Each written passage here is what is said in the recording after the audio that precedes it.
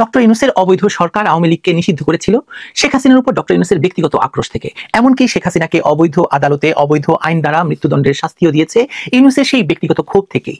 এটা তো নির্বাচন সঠিকভাবে প্রশাসন ঠিক নাই, আইন শৃঙ্খলা বাহিনী ঠিক নাই, রাজনৈতিক দল বড় স্টেক হোল্ডার নির্বাচনে তারা ঠিক নাই, তো নির্বাচনটা হবে টাকাকে নিয়ে। বাংলাদেশে আদৌ কোনো সরকার আছে? তাজুল ইসলাম বলতেছে জুলাইকে তথাকথিত জুলাই বললে রাষ্ট্রদ্রোহী অপরাধ হবে, কিন্তু মুক্তিযুদ্ধকে বালের মুক্তিযুদ্ধ, বালের স্বাধীনতা বলছে। আপনার আন্তর্জাতিক অপরাধ ট্রাইব্যুনাল কি ব্যবস্থা নিয়েছে? আর আমাদের বীরাঙ্গনাদের ভেজানাল টেস্ট করতে চাচ্ছে ইন্ডিয়া। সরকার কোনো মামলা করেছে? ভারতের চাপে কি ডক্টর ইউনূসের অন্তর্বর্তী সরকার আওয়ামী লীগের নেতাদের নির্বাচনে অংশগ্রহণের সুযোগ দিচ্ছে? এই সমীকরণে শুধু ভারত নেই, যুক্তরাষ্ট্র, ইউরোপীয় ইউনিয়ন তারাও বার্তা দিচ্ছে। একটি বড় দল বাদ গেলে তাদের চোখে নির্বাচন অসম্পূর্ণ, তাই চাপ আসছে, কিন্তু তা প্রকাশ্যে নয়, পেছনে দরজা দিয়ে। আসলে ভারতের কুশলী কূটনীতিতেই এই পুরো গেমটা পাল্টে যাচ্ছে বা পাল্টে গেছে। ইউনূস সরকারকে একই সঙ্গে ভারত এবং আমেরিকার শর্ত মেনে চলতে হবে। প্রধান উপদেষ্টা ইউনূসের বিরুদ্ধে এখন শুধু দেশের মানুষের ক্ষোভ নয়, আন্তর্জাতিক আস্থা কমার প্রক্রিয়াও শুরু হয়ে গেছে। প্রিয় দর্শক, এই মাত্র সর্বশেষ গরম বাংলা সংবাদ। প্রথমে ভিডিওর বিশেষ কিছু অংশ দেখে হয়তোবা আপনারা বুঝতে পেরেছেন ভিডিওটি অত্যন্ত গুরুত্বপূর্ণ হতে চলেছে। তো দর্শক, আজকের এই ভিডিওটি দেখলে এখান থেকে অনেক মূল্যবান তথ্য জানতে পারবেন, তাই আপনাদের কাছে অনুরোধ ভিডিওটি স্কিপ না করে সম্পূর্ণ মনোযোগ সহকারে স্ক্রিনের মাধ্যমে দেখে আসি। ভারতের চাপে কি ডক্টর ইউনূসের অন্তর্বর্তী সরকার আওয়ামী লীগের ক্লিন ইমেজ নেতাদের নির্বাচনে অংশগ্রহণের সুযোগ দিচ্ছে? যখন জয় বাংলা, জয় বঙ্গবন্ধু স্লোগান দিলে রাস্তায় মানুষ গ্রেপ্তার হয়, তখন কি ক্লিন ইমেজ নেতারা স্বতন্ত্র প্রার্থী হিসেবে নির্বাচনে দাঁড়াতে পারবেন? নাকি ভারতকে আশ্বস্ত করতেই ডক্টর ইউনূস সরকারের কূটনৈতিক নাটকের অংশ? ভারত কি এই নাটক বুঝতে পারবে, নাকি আওয়ামী লীগ সহ সব দলের অংশগ্রহণ নিশ্চিত করতে পারবে, যেভাবে জাতীয় পার্টি পাচ্ছে? দৈনিক মানবজীবন একটি বিস্ফোরক প্রতিবেদন প্রকাশ করেছে। প্রতিবেদনে বলা হয়েছে, নিষিদ্ধ হলেও আওয়ামী লীগের ক্লিন ইমেজ নেতারা স্বতন্ত্র হিসেবে নির্বাচনে অংশ নিতে পারবেন। যেখানে বলা হয়, দল নিষিদ্ধ হলেও ব্যক্তিগতভাবে ক্লিন থাকলে কেউ চাইলেই ভোটে দাঁড়াতে পারবেন। তাদের প্রার্থিতায় অন্তর্বর্তী সরকারের কোনো আপত্তি নেই।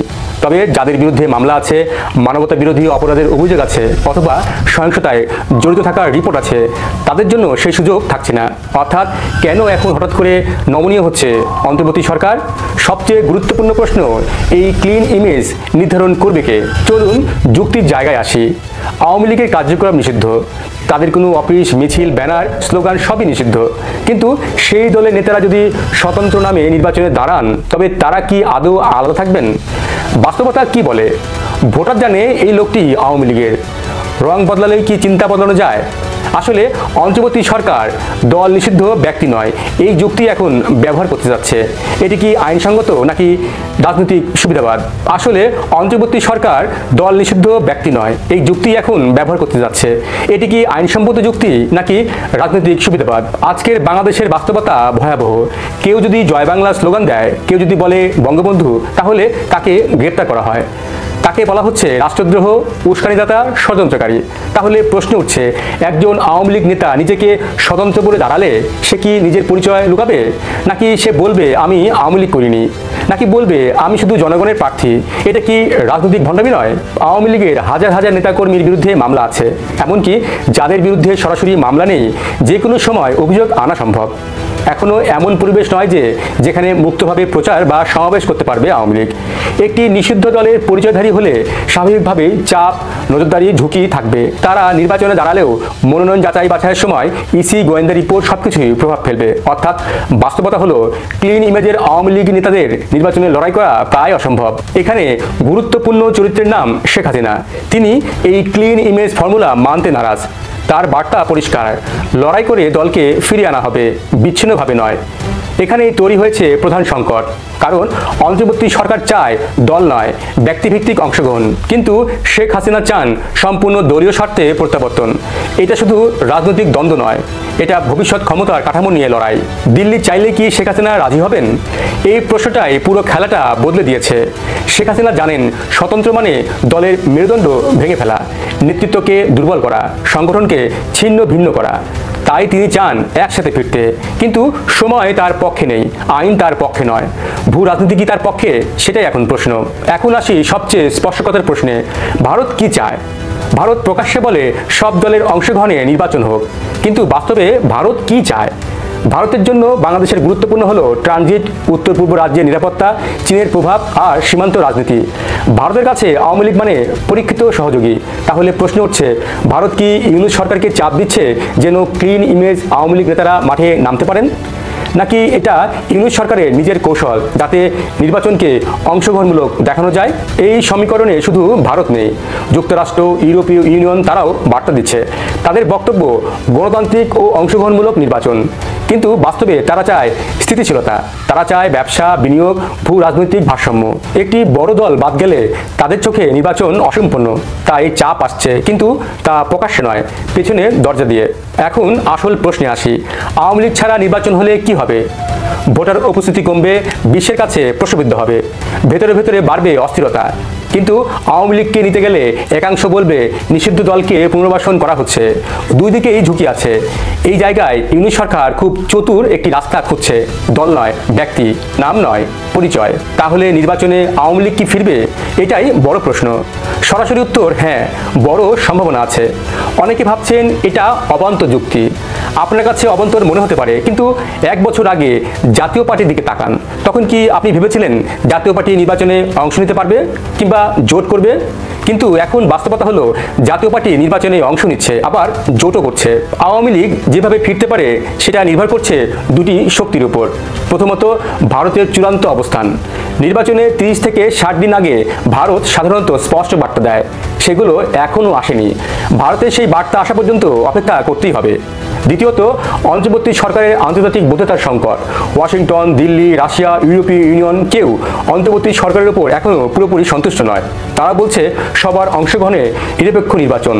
এই চাপ সামলাতে না পেরে অন্তর্বর্তী সরকার জাতীয় পার্টির মতো আওয়ামী লীগকেও নির্বাচনে অংশগ্রহণ করার সুযোগ দিতেও পারে। একটা কথা পরিষ্কার, এই নির্বাচন শুধু ভোটের লড়াই নয়, এটা ভবিষ্যৎ রাষ্ট্র ব্যবস্থার লড়াই। আর এই লড়াইয়ের ফলাফল পরবর্তী 10 বছর বাংলাদেশের রাজনীতির মানচিত্র নির্ধারণ করবে। আপনি কি মনে করেন, আওয়ামী লীগ ছাড়া নির্বাচন কি সম্ভব, নাকি শেষ মুহূর্তে সবকিছু বদলে যাবে? ডক্টর ইউনূসের অবৈধ সরকার আওয়ামী লীগকে নিষিদ্ধ করেছিল শেখ হাসিনার উপর ডক্টর ইউনূসের ব্যক্তিগত আক্রোশ থেকে। এমনকি শেখ হাসিনাকে অবৈধ আদালতে অবৈধ আইন দ্বারা মৃত্যুদণ্ডের শাস্তিও দিয়েছে ইউনূসের সেই ব্যক্তিগত ক্ষোভ থেকেই। কিন্তু ইউনূস শেখ হাসিনা এবং আওয়ামী লীগকে গিলতে পারবে বলে মনে হচ্ছে না। আন্তর্জাতিক চাপ তো আছেই, দেশের ভেতরেও আওয়ামী লীগের নেতাকর্মীদের বা সমর্থকদের ঠেকিয়ে রাখাটা কষ্টদায়ক হবে ইউনূসের জন্য, সেটা একটা দিক। কিন্তু সবচেয়ে বড় দিক হলো দেশের মানুষ বুঝতে পারছে যে ইউনূস ও তার সরকার বাংলাদেশকে চালাতে পারছে না, তারা বাংলাদেশকে ভুল পথে নিয়ে যাচ্ছে, বাংলাদেশকে শেষ করে দিচ্ছে। আর সে কারণে ইউনূসের মুখপত্র হিসাবে কাজ করা প্রথম আলোকে দিয়ে জরিপ চালিয়ে ইউনূসের পক্ষে মানুষের সমর্থন প্রকাশ করতে চাইছে। আর সেই একই পত্রিকা দিয়ে জনগণের প্রায় 70% যে আওয়ামী লীগকেও নির্বাচনে অংশগ্রহণের সুযোগ দেওয়ার পক্ষে আছে সেটাও বলিয়ে নেওয়া হয়েছে। কিন্তু কেন সরকার তাদের মুখপত্র দিয়ে এরকম জরিপের নামে সরকার যা চায় সেটাকেই জরিপের ফলাফল হিসাবে প্রকাশ করলো বলুন তো? আসুন, ব্যাপারটা সাম্প্রতিক টানা পড়ে একটা জায়গায় এসে হঠাৎ থেমে গেছে বলে মনে হলেও ভেতরে ভেতরে জিনিসটা বোধহয় অন্য খাতেও বইতে শুরু করেছে। সরকার ঘোষিত লাইনটা তো আমরা জানি, আমরা পরিষ্কারভাবে জানি, আওয়ামী লীগের কার্যক্রম নিষিদ্ধ, বিচার শেষ না হওয়া পর্যন্ত প্রতীক স্থগিত, তাই নির্বাচনের দল হিসাবে অংশ নেওয়ার কোনো সুযোগ আওয়ামী লীগের নেই। এটা সরকারের ভাষ্য। বাইরে থেকে দেখলে বিষয়টা চূড়ান্ত বলেই মনে হয়, কিন্তু রাজনীতি কখনোই সরল একটা রেখায় চলে না, বিশেষ করে বাংলাদেশের রাজনীতি। যতবারই সরকার রাষ্ট্রীয় ক্ষমতাকে ব্যবহার করে রাজনৈতিক শক্তিগুলোকে বিনষ্ট করতে চেয়েছে, ততবারই সরকারের শিক্ষা হয়েছে, বিশেষ করে আওয়ামী লীগের ক্ষেত্রে। সর্বশেষ এই শিক্ষা একটি অবৈধ সরকার পেয়েছিল 11-11 সময়। তার পেছনেও ছিল এই ডক্টর ইউনূস মহাজন। বিগত 1 বছর ক্ষমতায় থেকে সরকার, বিশেষ করে ইউনূস, তার যত ব্যবসা ট্যাবসা আছে সেগুলো করে নিয়েছেন। বিএনপি, জামায়াত, এনসিপি সহ আরো কিছু দলকে দিয়ে আওয়ামী লীগের বিরুদ্ধে একজোট বানিয়ে দলটিকে নিষিদ্ধ করানোর চাপ জনগণকে দেখিয়ে ইউনূস 1 বছর পার করেছে ঠিকই, কিন্তু বারবারই আওয়ামী লীগকে ফেরানোর চাপও দেশ বিদেশে ইউনূসকে বেশ উদ্বিগ্ন করে তুলেছে। অন্তত পক্ষে গত কয়েকদিন ধরে এই চাপটা যেন একটি ভয়ঙ্কর আকার ধারণ করেছে। এখন একটি নির্বাচন দিতে গিয়েও ইউনূসের পক্ষে সেটি হজম করা সম্ভব হবে কিনা সেটা নিয়ে প্রশ্ন উঠতে শুরু করেছে। গত 1 বছরে যেভাবে আওয়ামী লীগের উপর ক্ষমতার স্টিম রোলার চালানো হয়েছে, তাতে আবার আওয়ামী লীগকে রাজনীতিতে ফেরাতে গেলেও ইউনূস সেটা পারবেন না, কারণ তাতে তার এই সঙ্গী আওয়ামী বিরোধীরাই তাকে শেষ করে দেবে। এমত অবস্থায় নানা কৌশল তাকে গ্রহণ করতে হচ্ছে, এবং তার মধ্যে সবচেয়ে পুরনো কৌশল জনমত জরিপের নামে সরকারের চাওয়াটাকেই জনসম্মুখে নিয়ে আসার খেলাটি ইউনূস এবং তার সরকারের সঙ্গীরা খেলছেন। এবং এই খেলায় ইউনূস বেছে নিয়েছেন দৈনিক প্রথম আলোকে। প্রথম আলো যে জরিপটি ছাপালো বা প্রকাশ করলো সেটা সরকারপন্থী মহলে একটা সংকেত হিসেবে পড়া হচ্ছে। এখন সরকারের পক্ষে কথা বলে এমন একটি পত্রিকা হঠাৎ করে আওয়ামী লীগকে নির্বাচনে আনার পক্ষে 69% মানুষের মতামতকে তুলে ধরেছে। এটা কোনো সাধারণ ঘটনা হতে পারে না। এর মানে হচ্ছে আন্তর্জাতিক চাপ, অভ্যন্তরীণ অস্বস্তি আর রাজনৈতিক ভবিষ্যৎ নিয়ে শূন্যতায় ভোগা জনগোষ্ঠীর মিশ্র সংকেত সরকারকেও ভাবাতে শুরু করেছে। তারা বুঝতে পারছে আওয়ামী লীগকে পুরোপুরি বাইরে রেখে নির্বাচনের গ্রহণযোগ্যতা নিশ্চিত করা কঠিন, আর জনগণ যাকে চাইছে না তাকে জোর করে ভোটে ঢোকানোর প্রশ্নই আসে না। তবে জনগণের বড় একটা অংশ যে দলটিকে আবার ময়দানে দেখতে আগ্রহী সেটিও এখন আর তারা অস্বীকার করতে পারছে না। প্রতি নিঃশ্বাসে ওনার অভিশাপ দিচ্ছি, প্রতি নিঃশ্বাসে আমাদের কষ্ট আছে। যত দিন যাচ্ছে আমাদের ওনার পাপের বোঝাটা আরো ভারী হয়ে যাচ্ছে। আমাদের মাননীয় আমাদের প্রধান উপদেষ্টা উনি নাকি নোবেল বিজয়ী, আমরা ওনার অভিশাপ দেই ওনার ফ্যামিলিতে ওনার বংশের জন্য কোনোদিন সুস্থ শিশু জন্মগ্রহণ না করে না। এখানে আরেকটি ব্যাপার, বিজিডির পার্লস সার্ভের কথা মনে করিয়ে দিই আপনাকে। এই প্রথম আলোই সংবাদটি প্রকাশ করেছিল যে সেই সার্ভে দেখাচ্ছে প্রায় অর্ধেক ভোটার সিদ্ধান্তহীন। এরা কারা বলুন তো? এটা আসলে আপনি গোপন করতে পারবেন না যে এই যে যারা কথা বলতে পারছে না এই অংশের একটা বড় ভাগ হলো আওয়ামী লীগের ঐতিহ্যগত সমর্থক, যারা প্রকাশ্যে বলতে পারছে না তারা কাকে ভোট দেবেন কিংবা আদৌ ভোট দেবেন কিনা। একটা দল নিষিদ্ধ অবস্থায় গেলে তার সমর্থকরা নিঃশব্দ হয়ে যায়, এটা স্বাভাবিক, কিন্তু নিঃশব্দ মানে সমর্থন হারিয়ে যাওয়া নয়। এই ফাঁকা জায়গা সরকার টের পাচ্ছে, আর তারা দেখতে পাচ্ছে যে রাজনৈতিক মাঠে বিএনপি এবং জামায়াত কিছুটা অগ্রগতি পেলেও জনগণের মধ্যে একটা বড় শূন্যতা থেকে যাচ্ছে, যার মালিকানা এখনো অদৃশ্যভাবে আওয়ামী লীগের হাতে। এদিকে মানব জমিনের মতো পত্রিকা একটা খবর ছেড়ে দিল। তারা যে তথ্যটা তুললো সেটা হচ্ছে ক্লিন ইমেজ নেতাদের স্বতন্ত্র প্রার্থী হওয়ার কথা। মানে আওয়ামী লীগের যারা ক্লিন ইমেজের আছেন তারা নাকি স্বতন্ত্র প্রার্থী হতে পারবে। এটা শুনতে যতটা সহজ, বাস্তবে ততটা অসঙ্গত। একদিকে পুরো দল নিষিদ্ধ, নেতারা কারাগারে বা আত্মগোপনে, অন্যদিকে তাদেরই আবার স্বতন্ত্র প্রার্থী হতে বলা, এটা রাজনৈতিক বাস্তবতা নয়, বরং একটা কৌশল আন্তর্জাতিক মহলকে দেখানো যে দলটি পুরোপুরি বাইরে নেই। কিন্তু আওয়ামী লীগ হাইকমান্ড যেভাবে এটা প্রত্যাখ্যান করলো সেটা স্পষ্ট করে দিল যে এটা তারা কোনোভাবেই গ্রহণযোগ্য মনে করছেন না। কারণ স্বতন্ত্র প্রার্থী হিসেবে দাঁড়ানো মানে দলের অস্তিত্বকে ক্ষয়ে যেতে দেওয়া। এছাড়া নিরাপত্তা, মামলা, সাংগঠনিক কাঠামো কোনোটাই এমন অবস্থায় স্বতন্ত্র প্রার্থীর পক্ষে নির্বাচন করার উপযোগী নয়। সরকারের প্রস্তাবে তাই দলটির কাছে একটা ফাঁদ হিসেবে দেখা দিয়েছে, আর সেটা তারা বুঝতে পেরেছে বলেই সরে গেছে। এখন তাহলে আসল প্রশ্নটা কি? আসল প্রশ্নটা হচ্ছে তবে কি সরকার সত্যি সত্যি আওয়ামী লীগকে ফেরানোর প্রস্তুতি নিচ্ছে? সরাসরি না বলে বিষয়টা এখন সাংকেতিক পথে এগুচ্ছে বলে আমার ধারণা। নির্বাচন কমিশন বলছে আইন যাকে অনুমতি দেবে সে নির্বাচনে অংশ নিতে পারবে, তারা কাউকে বাদ দিচ্ছে না। কথাটা নিরীহ শোনালেও এর ভিতরে জায়গা রাখছে ভবিষ্যতের অবস্থান পরিবর্তনের জন্য। কমিশন নিজেই বলছে দলটি বাতিল হয়নি, সাসপেন্ড হয়েছে। এ ধরনের শব্দ চয়ন আইনগত ব্যাখ্যা নাই কোনো এর, এবং আরপিওতে এটা নেই। রাজনৈতিক দরজা খোলা রাখার ইঙ্গিত মনে হয় আমার কাছে বরং এটা। আরেকটা উল্লেখযোগ্য বিষয় 2008 সালের অভিজ্ঞতা। তখন পরিস্থিতি এমন অবস্থায় গিয়েছিল যে তফসিল প্রায় 5 বার বাতিল করতে হয়েছিল এবং শেষ পর্যন্ত তফসিল দিয়ে নির্বাচন করতে হয়েছিল। এখনকার অবস্থাও সেই ধরনের অস্থিরতার দিকেই ঝুঁকছে বলে আমার ধারণা। আন্তর্জাতিক মহল স্পষ্টভাবে বলছে নির্বাচন অংশগ্রহণমূলক হোক। এখন যদি দেখা যায় আওয়ামী লীগ নেই এবং ভোট সেই আওয়ামী লীগের অনুপস্থিতিতে অনুষ্ঠিত হচ্ছে, তাহলে গ্রহণযোগ্যতার সংকট তৈরি হবেই। সরকার এই অস্বস্তি এড়াতে চাইবে, আর সে কারণেই তফসিল পেছাতে পারে, প্রয়োজন হলে কয়েকবার, যেন কার্যক্রম নিষেধাজ্ঞা শিথিল বা প্রত্যাহারের পথ তৈরি করা যায় অথবা কোনো অন্তর্বর্তী সমাধান বের করা যায়। জনগণের ভোটাভ্যাস আমাদের কাছে চিন্তা করতে হবে, এখানে খুব গুরুত্বপূর্ণ ব্যাপারটা। বিভিন্ন জরিপে দেখা যাচ্ছে যে মানুষ নির্বাচন চায়, কিন্তু তারা নির্বাচনের চরিত্র নিয়ে উদ্বিগ্ন। একদিকে তারা মনে করছে নির্বাচন সুষ্ঠু হবে, অন্যদিকে কাকে ভোট দেবেন সেই প্রশ্নে তারা অনিশ্চিত। এর মানে জনগণ স্বচ্ছ প্রক্রিয়া চাইছে, কিন্তু রাজনৈতিক বিকল্পের অভাব বা অস্বস্তি তাদের দোদুল্যমান করে রেখেছে। এই দোদুল্যমানতা শেষ পর্যন্ত আওয়ামী লীগের জায়গাটাকেই প্রাসঙ্গিক করে তুলছে। কারণ দেশের রাজনীতিতে দলটি যতটা প্রতিষ্ঠিত সেটার মতো সংগঠিত আর কোনো রাজনৈতিক প্ল্যাটফর্ম বাংলাদেশে নেই। এই শূন্যতা ভোটাররা বুঝতে পারছে, সরকারও বুঝতে পারছে। এখন সরকারের সামনে মূল সংকট হচ্ছে তারা কি ঝুঁকি নেবে একদলীয় বা কার্যত একদলীয় নির্বাচনে? নেবে না, কারণ চাপটা শুধু পশ্চিমা দেশ থেকে নয়, আঞ্চলিক রাজনীতিও সাথে জড়িত। ভারতও চায় না যে বাংলাদেশে কোনো রাজনৈতিক শক্তিকেই একেবারে বের করে দেওয়া হোক, তাদের কূটনৈতিক হিসাব এতে জটিল হয়ে যাবে। আর যুক্তরাষ্ট্র তো আগেই বলে দিয়েছে অংশগ্রহণমূলক ছাড়া নির্বাচন তারা চায় না বা নির্বাচন নয়। তাই সরকার বুঝতে পারছে যে যেভাবেই হোক আওয়ামী লীগকে নির্বাচনী কাঠামোর মধ্যে ফিরিয়ে আনার একটা দরজা খোলা রাখতে হবে। এখন সেটা হোক নিষেধাজ্ঞা আংশিক তুলে নেওয়া, বিচার প্রক্রিয়া দ্রুততর করা বা আইনি ব্যাখ্যার মাধ্যমে প্রার্থিতার অনুমোদন, যে পথেই হোক প্রক্রিয়াটা শুরু হয়ে গেছে। অন্যদিকে আওয়ামী লীগও যে নিশ্চিহ্ন হয়ে যাবে এরকম কথা আওয়ামী লীগ কখনোই মনে করেনি, এখন তো মনে করেই না। তারা দিন দিন শক্তিশালী হচ্ছে। যদিও তাদের নেতারা ছত্রভঙ্গ, অনেকে বিদেশে, সংগঠন নিষিদ্ধ, তবু রাজনৈতিক চেতনা বা ভোট ব্যাংক তো কোথাও যাচ্ছে না আওয়ামী লীগের। বরং দলটি জানে যদি নির্বাচন অংশগ্রহণমূলক হয় তাহলে তারা নতুন করে রাজনৈতিক শক্তি অর্জন করতে পারে, এমনকি হারলেও সংগঠন পুনর্গঠনের সুযোগ থাকবে। তাই তারা এখন সরকারের ফাঁদে পা না দিয়ে অপেক্ষা কৌশল নিচ্ছে। এটা ঝুঁকিপূর্ণ, কিন্তু দীর্ঘমেয়াদে তাদের জন্য বেশি কার্যকর বলে আমার মনে হয়। সব মিলিয়ে পরিস্থিতিটা এমন যে সরকারও চাচ্ছে না দলটিকে চিরতরে বাইরে রাখতে, আর আওয়ামী লীগও জানে তারা ফিরে আসবে, শুধু সময় আর কৌশল ঠিক করতে হবে। নির্বাচন যত এগিয়ে আসবে তত চাপ বাড়বে, আর ততই দরজা খুলবে এইসব প্রশ্নের উত্তরের। তাই প্রশ্নটা আর আওয়ামী লীগ ফিরবে কিনা তা নয়, বরং কোন পথে ফিরবে এ নিয়ে আগেও একটি ভিডিও করেছিলাম। কিন্তু এখন যেটা দেখা যাচ্ছে, সেই প্রত্যাবর্তনের তোড়জোড় শুরু হয়ে গেছে।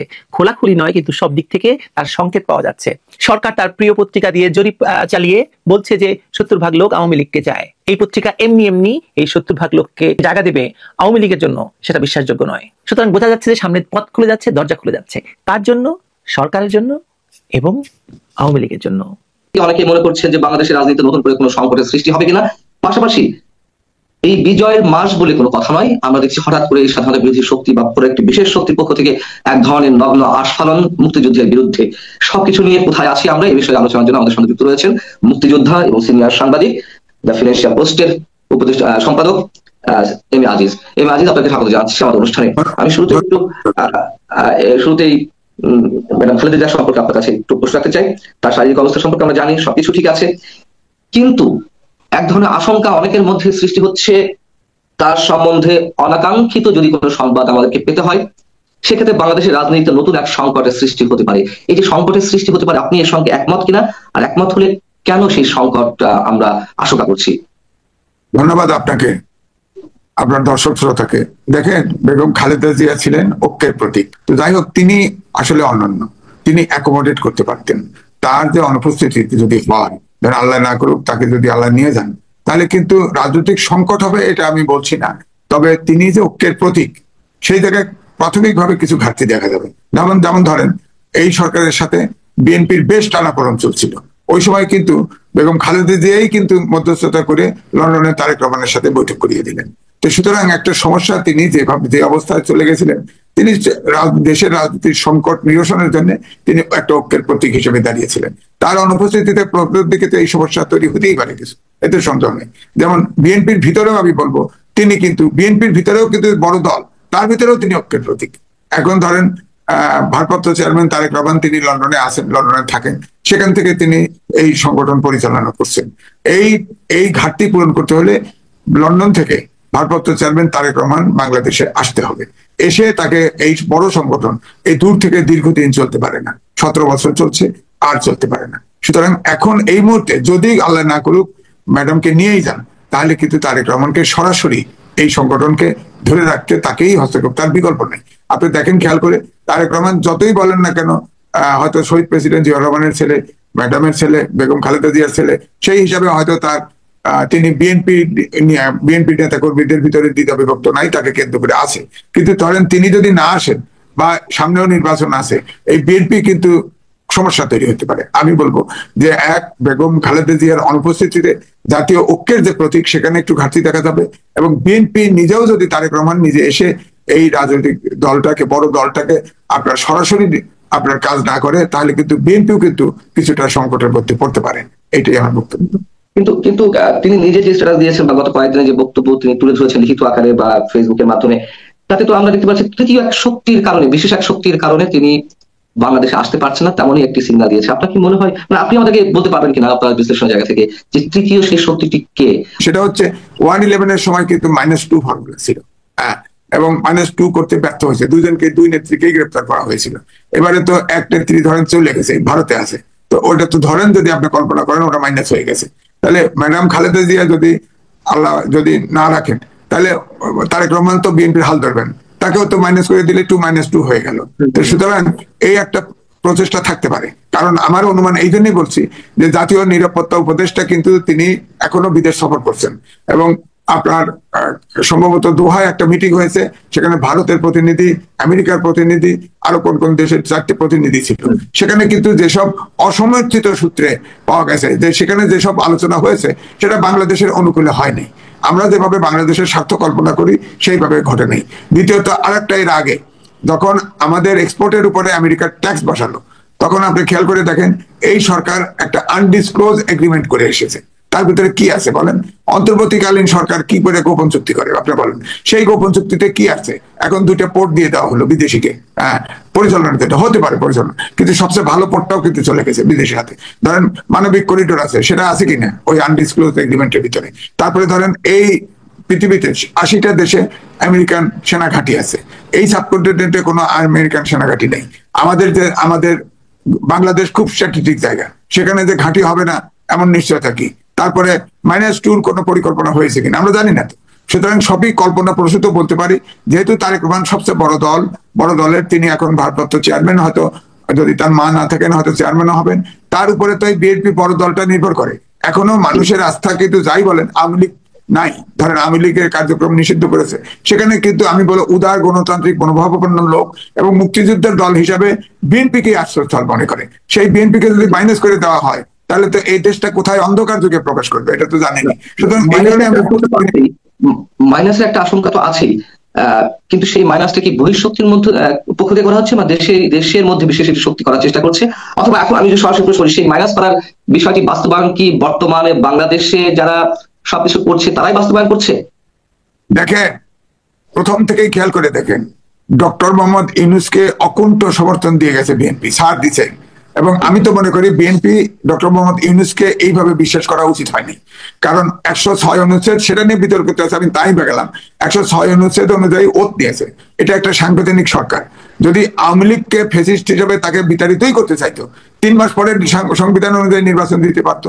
কোনো কারণে যদি জটিলতা থাকে 6 মাস পরে, এটা সংবিধানেই আছে, 6 মাস পরে যদি নির্বাচন হতো, আওয়ামী লীগের প্রতি জনগণের যে হেট্রেট ছিল তাহলে দেখতেন হয়তো 10টা নাই 15টা নাই 20টা সিট পেত। এখন তো আওয়ামী লীগ বাংলাদেশের মাটি এমন, যাকে আপনি অপ্রেস রাখবেন, যাকে দমন করতে চাইবেন, তার কিন্তু পপুলারিটি বাড়বে। এবং আপনি দেখেন আওয়ামী লীগের কোনো সমর্থক কমে নাই, এবং আপনি তাকে মাইনাস রেখে যে নির্বাচন করবেন, যা কিছু করতে চান, সেখানে কিন্তু আশঙ্কা থেকেই যায় যে সমস্যা তৈরি হতে পারে। আর অভ্যুত্থানের শক্তিরাও কিন্তু দ্বিধা বিভক্ত। সুতরাং আপনি যে আমাদের যে গণতান্ত্রিক পথে অগ্রযাত্রা করব, এটা তো আমি তো দেখতেছি পথ কঙ্ককাঠিন্য।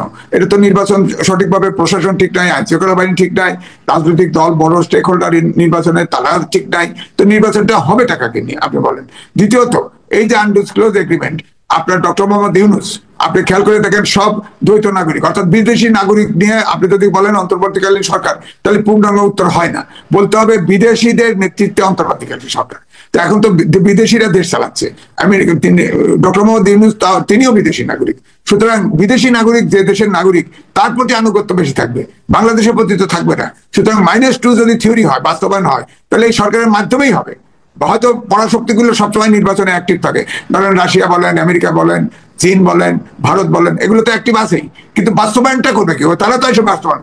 ভারত কি বড় দেশ, 3 ভাগ দখল করে, 3টি বর্ডারের নিয়ে আসে ভারত, তাই বলে কি ভারত বাংলাদেশ দখল করতে আসবে? দখল করতে আসবে না। দখল করে, যেমন হাসিনার মাধ্যমে দখল করে রাখছিল, তাদের স্বার্থ, ধরেন প্রায় 30টা সমঝোতা এবং চুক্তি করেছিল, সব ভারতের অনুকূলে, বাংলাদেশের অনুকূলে তো না। এই সরকার এসে বলেন একটা এগ্রিমেন্ট নিয়ে কথা বলেছে, রিভিউ করেছে, করে নাই তো। সুতরাং যদি বাস্তবায়ন করতে হয় সরকারের মাধ্যমেই সেটা হবে। -2 বাইরের কেউ এসে হাত ধরে করে দিবে না, এদের মাধ্যমেই হবে। আর এরা যেহেতু বিদেশি নাগরিক প্রায় মূল ব্যক্তিগুলা, সুতরাং তারা তো বাস্তবায়ন, বাইরের এজেন্ডা বাস্তবায়ন করবে। আপনি আমি যতটুকু পারবো না, তারা তো পারবে, তাদের তো বাঁধবে না। সুতরাং আমি মনে করি আমরা এখন, আমি অনেক আগে লিখেছিলাম যে ভূ রাজনীতির ফাঁদে বাংলাদেশ, আমার কাছে মনে হচ্ছে প্রকৃতপক্ষেই আমরা এখন ভূ রাজনীতির ফাঁদে পড়েছি। এই ফাঁদ থেকে বেরোবো কেন তা জানি না। প্রকৃতপক্ষে বিএনপি ডক্টর ইউনূসের সরকারের ফাঁদে পা দিচ্ছে বারবার। না, বিএনপি ফাঁদে না, বিএনপি চায় যে কোনো মতে নির্বাচন হলেই তারা সরকারে যাবে। এখানে খালি ছাড় দিতে দিতে দিতে দিতে এমন জায়গায় চলে গেছে, এখন ইউনূসের ফাঁদে পড়ে গেছে।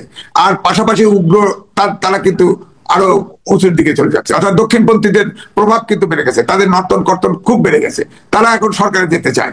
এখন যতগুলো জরিপ হয় তাতে দেখা যায় বিএনপির কাছাকাছি, হয়তো বিএনপি সরকার গঠন করবে, কিন্তু ডক্টর মোহাম্মদ ইউনূস বলেছে যে নিচের কক্ষে যারা যত অনুপাতে সিট পাবে সেই অনুযায়ী উচ্চ কক্ষ হবে, অর্থাৎ নিচের কক্ষে কিন্তু দিয়া কিন্তু আনুপাতিক নির্বাচন, পিআর সিস্টেমের যে নির্বাচন জামাতের যে দাবি ছিল এবং ইসলামিক ঐক্যজোটের দাবি ছিল, সেটা কিন্তু অনেকটা পূরণ হয়ে গেছে। তারপরে তারা মাঠে আছে দেশটাকে অস্থির করার জন্য, এবং তারা তো নির্বাচন চায় বলে মনে হয় না। জামাতের নায়েবে আমির তাহের সাহেব তিনিও কিন্তু ভারতের ভিজিট করে আসেন এবং দোভালের সাথে দেখা করে আসছেন। কি দেখা করে আসেন সেটা তো খোলসা করে কয় নেই। একবার জাতীয় পার্টির চেয়ারম্যান গেছিল না, এসে বলছে যে না, এটা গোপন বলা যাবে না। তো এরকম দুনিয়াতে ঘুরে আসছে, কেন গেছেন, কি আলাপ করেছেন আমরা তো জানি না। সুতরাং এই জন্যই বলছি যে আমাদের এই নির্বাচনে সব পরাশক্তি অ্যাক্টিভ, এবং তা বাস্তবায়ন যা কিছু হবে বাস্তবায়ন হবে এই সরকারের মাধ্যমে। কারণ এই সরকারও বিদেশি নেতৃত্বাধীন অন্তর্বর্তীকালীন সরকার, কথাটা মনে রাখবেন বারবার, এইভাবেই আমি বলি। আমি যে প্রশ্নটি করার কথা ছিল আপনার কাছে, এইটার উত্তর নিয়ে আমি শেষ করবো, আপনার ব্যস্ত রয়েছে। এই বিজয় মাসেই এই স্বাধীন বাংলাদেশে এখনো বুক চিতিয়ে বুক ফুলিয়ে স্বাধীনতা বিরোধী শক্তির আস্ফালন আমরা আরো বেশি মাত্রায় দেখতে পাচ্ছি। মুক্তিযোদ্ধাদের সংখ্যা 7,000 উচ্চারণ করা হচ্ছে, বঙ্গবন্ধুকে বিশ্বাসঘাতক বলে উচ্চারণ করা হচ্ছে, এবং আরো যেমন ওয়াজ মাহফিলে পাকিস্তান জিন্দাবাদ বলে উচ্চারণ করা হচ্ছে। একজন মুক্তিযোদ্ধা হিসেবে, রণাঙ্গনে একজন মুক্তিযোদ্ধা হিসেবে আপনার প্রতিক্রিয়া? দেখেন, এখন এই জন্য বলছি যে যেহেতু রাজনীতি হচ্ছে, জামাতের নিষিদ্ধ ছিল, তার প্রত্যাহার করা হয়েছে, তারা আপনার নেতৃত্ব, এখন তারা রাজনীতি করতে পারছে। তারা তো আপনার ইসলাম, আসলে ইসলামিক দলরা হাক্কানি আমরা তাই বলে। সুতরাং তাদের যে উগ্র যে আচরণটা দেখাচ্ছে, এটা তাদের হিসাবের ভুল। আমি মনে করি না তারা মেজরিটি বা সরকার গঠন করতে পারবে, যদিও তাদের এটা আকাঙ্ক্ষা আছে। তবে আমি বলবো যারা গণতান্ত্রিক শক্তি, জামাত গণতন্ত্রে বিশ্বাস করে না, গণতান্ত্রিক যত শক্তি আছে এবং মুক্তিযুদ্ধের পক্ষের শক্তি, সবারই ঐক্যবদ্ধ হওয়া উচিত। এবং এই দক্ষিণপন্থী উগ্রবাদী এবং যারা মুক্তিযুদ্ধের সময় তারা প্রাদেশিক সরকারের 4 জন মন্ত্রী ছিল, তারা সিদ্ধান্ত নিয়ে আপনার এই হানাদার বাহিনীকে, পাকিস্তান হানাদার বাহিনীকে সহযোগিতা করেছে, এবং যত খুন, গুম, জনহত্যা, গণহত্যা হয়েছে সবকিছুর অংশীদার হলো জামাত। সুতরাং এই জামাতকে প্রতিহত করতে হবে। এই উগ্রবাদী দক্ষিণপন্থীদের যারা জোটে আছে, তারা মনে করবো যে ইসলামিক আন্দোলন বাংলাদেশ, তারা তো জামাতের সাথে ছিল না, কিন্তু তারা বলে, ব্যাখ্যা দেয় যে এটা নির্বাচনী জোট। আমার বক্তব্য হচ্ছে যারা এই জামাতের নেতৃত্বে যাবে, তাদের এই বিপরীতে যারা আছে, তাদের সবাইকে ঐক্যবদ্ধ হওয়া উচিত। এবং এই দক্ষিণপন্থী, কারণ যদি জামাত কখনো ক্ষমতায় আসে, তাহলে কিন্তু আমাদের অন্ধকার যুগে আমরা আফগানিস্তান বা পাকিস্তান বাদ দেন, পাকিস্তান আফগানিস্তানে ঢুকে যাবো। সুতরাং অন্ধকার যুগে প্রকাশ করবো আমরা। সেই সম্ভাবনা কি আছে পাকিস্তানের মতো বা আফগানিস্তানের দিকে ধাবিত হওয়ার মতো অবস্থা কি আছে আসলে? না না না, নাই, এখনো তৈরি হয় নাই। কারণ আপনি জানেন নির্বাচন হবে, নির্বাচনে জামাত ইসলাম একবার স্বতন্ত্র ইলেকশন করে একটা সিট পেয়েছিল, আর একটা 3টে পাইছিল। এবার ওটাই 10টা পাবে, নাই 15টা পাবে, নাই 20টা পাবে, ধরেন না, তাতে কিছু আসে যায় না। তবে পরবর্তী সরকারকে এটা হিসাব করতে হবে। যে আমার বক্তব্য হচ্ছে পরবর্তী সরকার যেই গঠন, হয়তো বিএনপি সরকার গঠন করবে, তাদেরকে এটা বিবেচনায় রাখতে হবে যে আমরা দেশের স্বাধীনতা সার্বভৌমত্ব রক্ষা করে চলবো, নাকি আমরা অন্ধকার যুগে প্রবেশ করব। অন্ধকার যুগে প্রবেশ করতে এই দেশে বহু মুক্তিযোদ্ধা বাঁচা আছে, বহু প্রগ্রেসিভ লোক বাঁচা আছে, তারা কিন্তু প্রতিহত করবে এবং ঐক্যবদ্ধ হবে, এবং ঐক্যবদ্ধ হচ্ছে। আমি বলবো এই মুহূর্তে আওয়ামী লীগ যেমন দেশে তাদের উপস্থিতি আমরা দেখতে পাচ্ছি না, বা হয়তো সেটাই স্বাভাবিক, কিন্তু ফ্যাসিবাদকে রুখতে গিয়ে আপনি বলছেন সবাইকে প্রতিহত করতে হবে স্বাধীনতা বিরোধী শক্তিকে, কিন্তু ফ্যাসিবাদকে রোখার নামে আমরা তো দেখছি অন্য সব রাজনৈতিক দল স্বাধীনতা বিরোধী শক্তির সাথেই হাত মিলাচ্ছে। এটা কিসের লক্ষ্য? সব দল স্বাধীনতার ভিতরে, বিএনপি তো বড় দল, বিএনপি তো হাত মেলায় নাই, কিন্তু বিএনপির ভিতরে ক্ষমতায় যাওয়ার আকাঙ্ক্ষাটা এমন হয়ে গেছে, ছাড় দিতে দিতে তারা নিজেরাই ট্র্যাপে পড়ে গেছে, ইউনিটের ট্র্যাপে পড়ে গেছে। আমি বলছি এখানে সমঝোতা হওয়া উচিত, এখনো সময় আছে, এখনো সময় আছে। আমার বক্তব্য হলো যে এই উগ্রপন্থীদের প্রতিহত করা। আপনি দেখেন তারা অলরেডি কালচারে হাত দিয়ে গেছে। ধরেন গান হবে না, যাত্রা গান হবে না, যাত্রা ছড়েন নাই আপনি, আমরা তো যাত্রা দেখেছি রাত থেকে, যাত্রা হবে না, পালা গান হবে না, 200 মাজার ভেঙে দিছে। অর্থাৎ আমাদের আদি যে কালচার, সেই কালচার অলরেডি কিন্তু ধ্বংস করে দেয়। এই কালচার কিন্তু কথা হচ্ছে না। একটা জাতির যদি কালচারাল মৃত্যু ঘটে, সেই জাতির মৃত্যু ঘটবে। সুতরাং আমরা তো মৃত্যুর দিকে যাচ্ছি, এই জাতির মৃত্যুর দিকে যাচ্ছি। মুক্তিযুদ্ধের চেতনাকে যদি ধরে না রাখতে পারি, তাহলে কিন্তু এই জাতি নিহত হবে, জাতি কালচারালি নিহত হবে, এই জাতি অন্ধকার দিকে অটোমেটিক পৌঁছে যাবে। এবং এই জামাত, আমি বলবো, বা দক্ষিণপন্থী যারা ইসলামিক দল বলে জোট করেছে, তারা কিন্তু প্রথমেই আপনি দেখেন আমাদের এই কালচারকে ধ্বংস করে দিচ্ছে। আদি কালচার, আমাদের যে অরিজিনাল কালচার, সেটাকে আপনার নষ্ট করে দিচ্ছে। অনেক ধন্যবাদ।